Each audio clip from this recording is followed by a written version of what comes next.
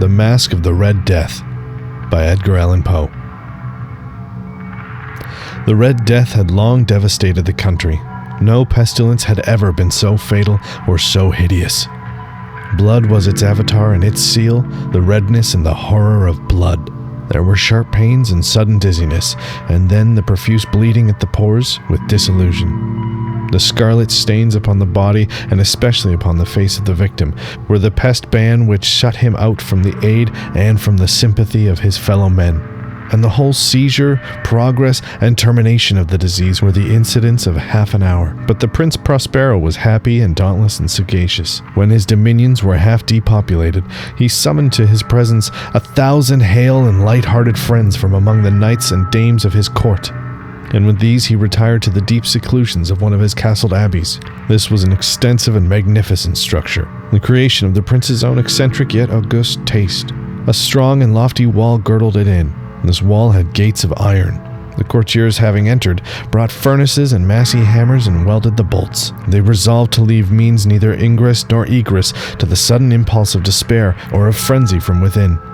The abbey was amply provisioned. With such precautions, the courtiers might bid defiance to contagion.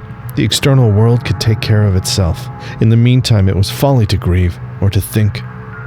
The prince had provided all the appliances of pleasure. There were buffoons, there were improvisatori, there were ballet dancers, there were musicians, there was beauty, there was wine. All these and security were within. Without was the Red Death. It was toward the close of the 5th or 6th month of his seclusion, and while pestilence raged most furiously abroad, that the Prince Prospero entertained his 1,000 friends at the masked ball of the most unusual magnificence. It was a voluptuous scene, that masquerade. But first, let me tell you of the rooms in which it was held. There were 7, an imperial suite. In many palaces, however, such suites form a long and straight vista, while the folding doors slide back nearly to the wall on either hand, so that the view of the whole extent is scarcely impeded. Here the case was very different, as might have been expected from the Duke's love of the bazaar. The apartments were so irregularly disposed that the vision embraced but little more than one at a time.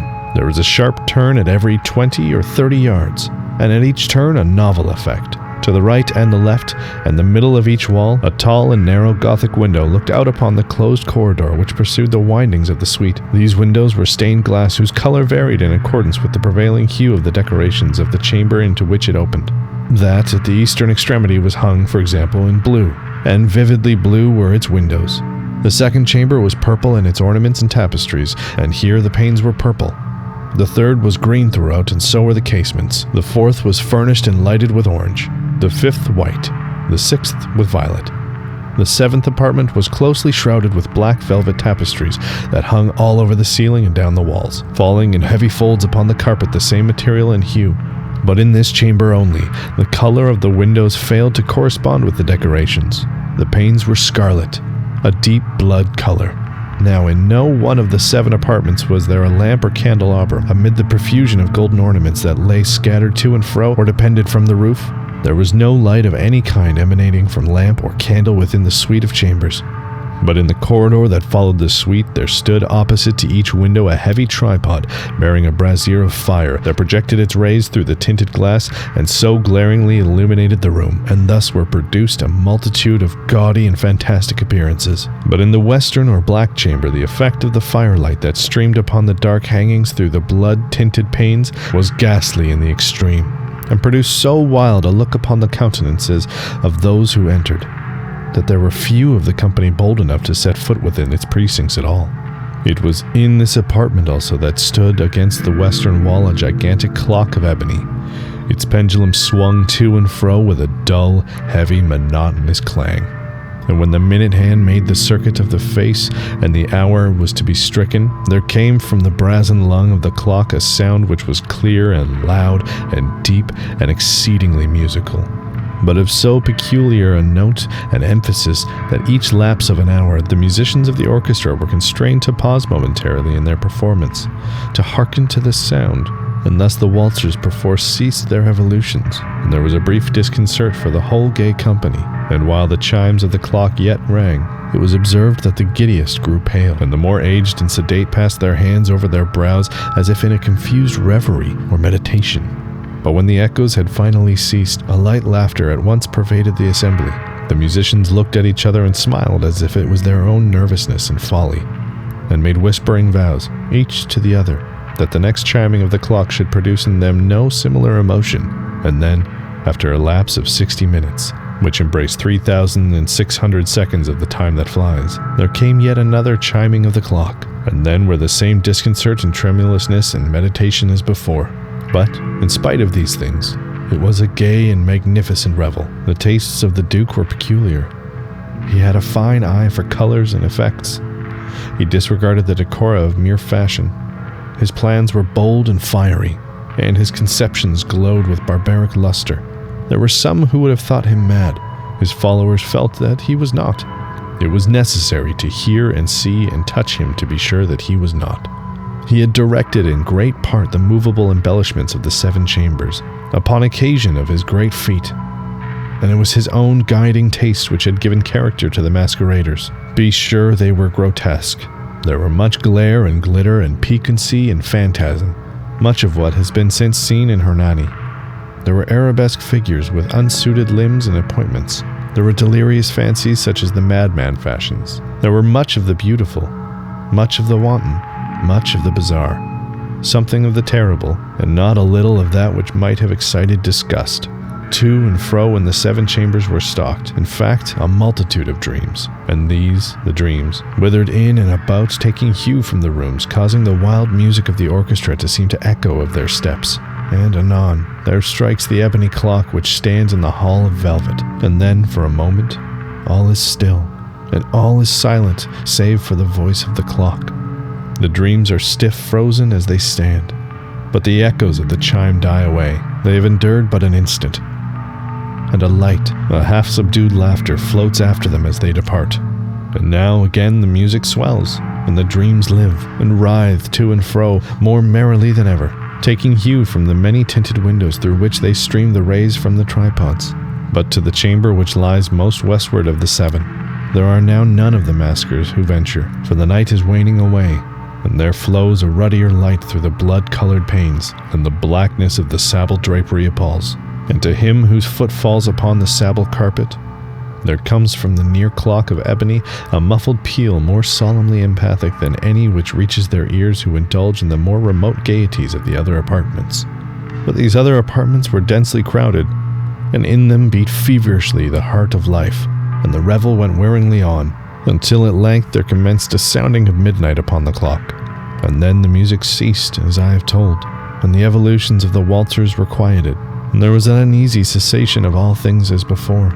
But now there were 12 strokes to be sounded by the bell of the clock, and thus it happened.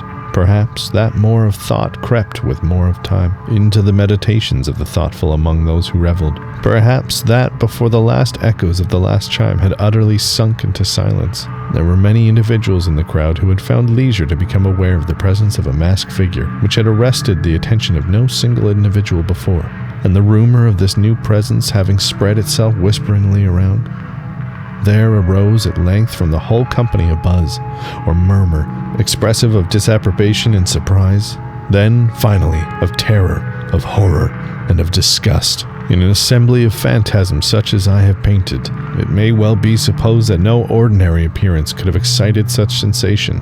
In truth, the masquerade license of the night was nearly unlimited, but the figure in question had out-Heroded Herod, and gone beyond the bounds of even the prince's indefinite decorum. There are chords in the hearts of the most reckless which cannot be touched without emotion, even with the utterly lost, to whom life and death are equally jests. There are matters of which no jest can be made. The whole company, indeed, seemed now deeply to feel that in the costume and bearing of the stranger neither wit nor propriety existed. The figure was tall and gaunt, and shrouded from head to foot in habiliments of the grave. The mask which concealed the visage was made so nearly to resemble the countenance of a stiffened corpse that the closest scrutiny must have had difficulty in detecting the cheat.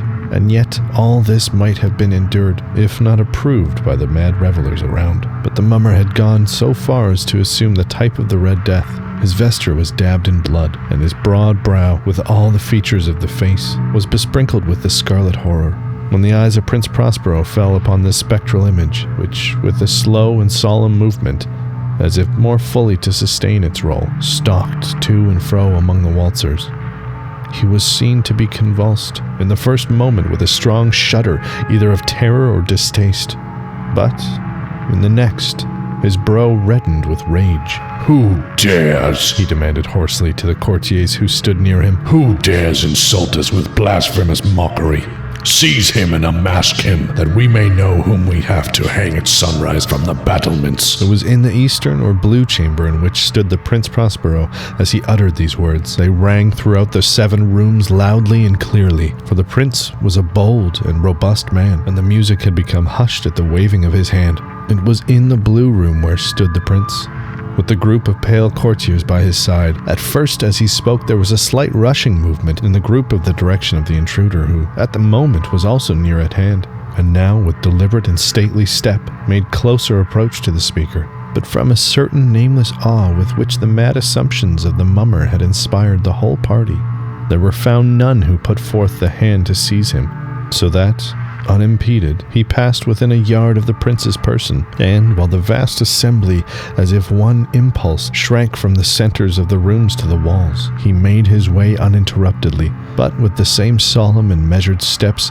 which had distinguished him from the first, through the blue chamber to the purple, through the purple to the green, through the green to the orange, through this again to the white, and even thence to the violet, ere a decided moment had been made to arrest him.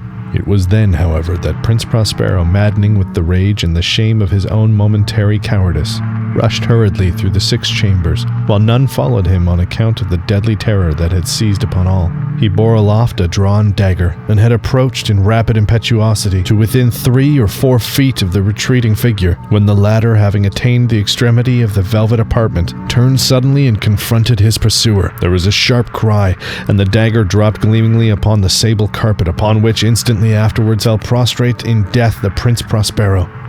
Then, summoning the wild courage of despair, a throng of the revelers at once threw themselves into the black apartment, and seizing the mummer, whose tall figure stood erect motionless within the shadow of the ebony clock, gasped in unutterable horror at finding the grave cerements and corpse-like mask which they had handled with so violent a rudeness, unattended by any tangible form. And now was acknowledged the presence of the Red Death. He had come like a thief in the night, and one by one dropped the revelers in the blood-bedewed halls of the revel, and died each in the despairing posture of his fall. And the life of the ebony clock went out with that of the last of the gay, and the flames of the tripods expired. And darkness and decay and the Red Death held illimitable dominion over all. Thanks for listening. If you liked it, hit the like button. If you didn't like it, hit the dislike button. No worries. Subscribe if you're new here, and if you have any suggestions or want to submit a story, you can find our email right in the description.